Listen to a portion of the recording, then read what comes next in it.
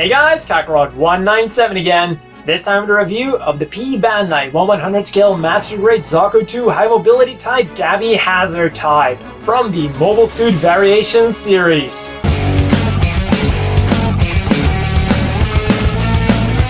And this review is brought to you by the Gunpla Builders Benelux, and despite their name, they do ship to all of Europe. So if you're in need of some Gunpla and you're in Europe, check out the links down below. And man, this color scheme sure is something. The combination of dark brown with black is something we don't see a lot, but it actually looks really good on this thing. It gives it a very down-to-earth feeling, despite being a space-only mobile suit, in addition to giving it that very realistic, militaristic feel. Of course, this is a complete remold of the Johnny Raiden High Mobility type, which also means that you can customize the color a bit to your liking. The skirt armor can be made entirely black, as well as the body and most of both of the arms, and then the kneecaps and the elbow pads can also be made brown. And talking about the color scheme, because this is of course a master grade, we don't need too much stickers. We get one red sticker for the backpack and then one sticker for the mono eye. Although for the mono eye, we also get the option of using one of the water slide decals, although I don't think using the water slides in this case would be all that good. Well, for the mono eye at least, I mean. For the rest, these water slide decals are looking really good. We get a giant Zeon insignia, we get the numbers of Gabby Hazard, we get various markings like these lines as well. Very, very Mobile Suit Variation-esque. And the beauty of this thing continues as we strip off its armor. It reveals to us the 2.0 Zaku frame in all of its beautifully detailed glory. And in addition to all of those pipelines running all throughout the inner frame, we get movable parts and great articulation as well. Now let's put its armor back on and see how it holds up. The head is on a double joint. It has a ball joint at the bottom and also a ball joint at the top that is connected to the mono eye. So when you move it around, the mono eye will also turn. So be careful when you're moving your head around. You don't want to snap that beautiful mono eye. Then the arm is on a ball joint for all kinds of extra movement. It has a hinge that allows it to go really far forwards, and of course the arm can also go upwards really far thanks to that ball joint as well. And then to facilitate the movement of the arm, both the regular shield and then the rounded shield with the spikes on it go out completely. They're on a ball joint and a variety of hinges to allow those things to move out of the way completely, and you can even independently pose them however you want. And the arms will rotate around all the way below the shoulder, bend at the elbow at two joints all the way up. Then the hands are really nicely articulated. As always, they're on a ball joint, will wiggle around, turn around, and do everything a ball joint does.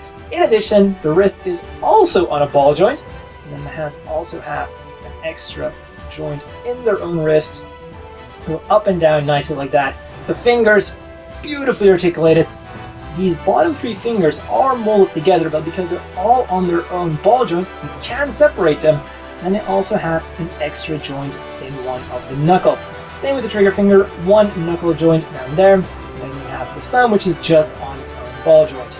Then when we have a look at the waist, things are about as articulated as you can expect for a Zaku. Because of course these hoses are there. It goes forwards really nicely, backwards again really nicely, and even a little bit of side-to-side movement.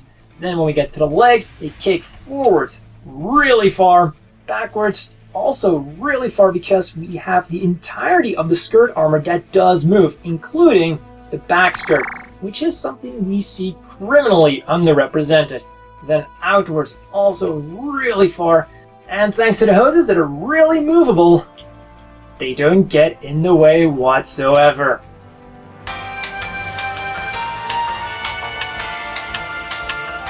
Although they will pop out occasionally. The legs will also rotate around really nicely, then bend at the knee at two joints, technically, although you're just mainly going to use the top joint because, well, there's a lot of armor going on with the lower legs. So that is something that's simply because of the design of the Zaku and not because of a deficiency of the inner frame. Then the feet are really nicely articulated, go forwards all the way like that, have an extra toe joint, backwards also really nicely, side to side, and will also rotate around. You can just see how this piece moves along with the feet. And then when we turn it around, we have a little bit of extra movement. These flaps here are all movable. And on the backpack, we again have movable flaps, and the thrusters will move ever so slightly. And while we're looking at the backpack, if we remove this, we get one more cool feature. We see that there's a lever here, which can be used to change the position of the cockpit. So overall, the articulation is really good. And the only parts where the articulation isn't amazing is because of the design of the machine itself. They really did what they could with this thing. Now let's put that articulation to use with the accessories. Starting from small, going to big, the Heat Hawk. Of course, it also comes with a little connector to attach it to the skirt armor, and it has 2 holes to connect it to the pegs that are on the hands.